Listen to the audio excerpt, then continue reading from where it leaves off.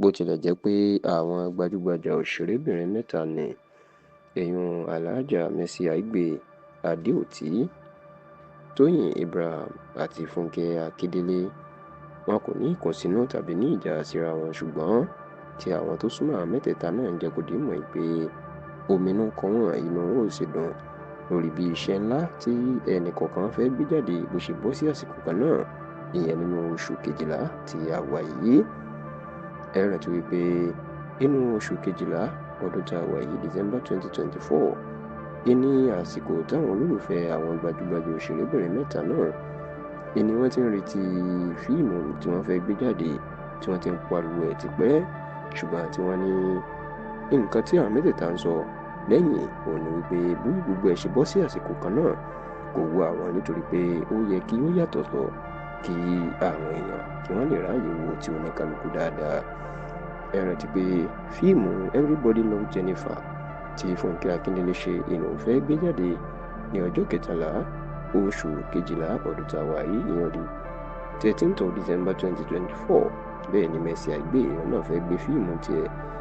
tí òun pè ní Thin Line jáde ní ọjọ́ kan náà nínú oṣù kejìlá tá a wà yìí, ìyẹn ní ọ̀sẹ̀ tá a wà yìí ni o. Tó sì jẹ́ pé Tóyìn Abraham òun fíìmù Alákàdá Bádàmbùjẹ ìnáwó fẹ́ gbé jáde lógúnjọ́ oṣù kejìlá ọdún tá a wà yìí, ìyẹn December 20, 2024. Bó tilẹ̀ jẹ́ pé àwọn mẹ́tẹ̀ẹ̀ta wọn pé ó sọ ọ̀rọ̀ tako ara wọn lórí bí fíìmù wọn bó ṣe fẹ́ jáde lóṣù kan náà, ṣùgbọ́n àwọn tó súnmọ́ wọn jẹ́ kó di mọ̀ pé níkọ̀rọ̀ àwọn mẹ́tẹ̀ẹ̀ta wọn fi ominú wọn hàn pé bí fíìmù mẹ́tẹ̀ẹ̀ta náà bó ṣe fẹ́ jáde lásìkò kan náà yóò ṣàkóbá fún àwọn kan ju ọ̀kan lọ. Bó tilẹ̀ jẹ́ pé wọ́n pa òwe pé ojú ọ̀run ó tẹ̀yẹ fò láì farakíra, èèyàn pé oníkálukú yóò ta fíìmù tiẹ̀ tí ò sì ní para wọn lára, ṣùgbọ́n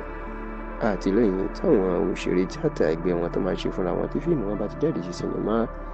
èèyàn táwọn òṣèré tíátà tó gbajúmọ̀ tí wọn yóò máa lọ sí ilé sinimá láti lọ máa polówó fún àwọn olólùfẹ́ wọn. Èyí wọn ni yóò nira láti ṣe nítorí pé fíìmù mẹ́ta ọ̀tọ̀ọ̀tọ̀ ìlú fẹ́ jáde sí àsìkò kan náà ní oṣù kejìlá, èèyàn pé fíìmù náà yóò jẹ́ kí àwọn òṣèré tó fẹ́ lọ máa ṣe àtìlẹ́yìn fún àwọn akẹgbẹ́ wọn kí ojú wọn dí púpọ̀, tó sì jẹ́ pé ọ̀nà mẹ́ta ènìyàn oníkálukú wọn yóò fẹ́ yà sí dípò ọ̀nà kan tí oníkálukú wọn tó máa ń kọjú sí. Ní báyìí Fúnkẹ́ Akíndélé òun tó ti kéde wípé yàtọ̀ sí orílẹ̀-èdè Nàìjíríà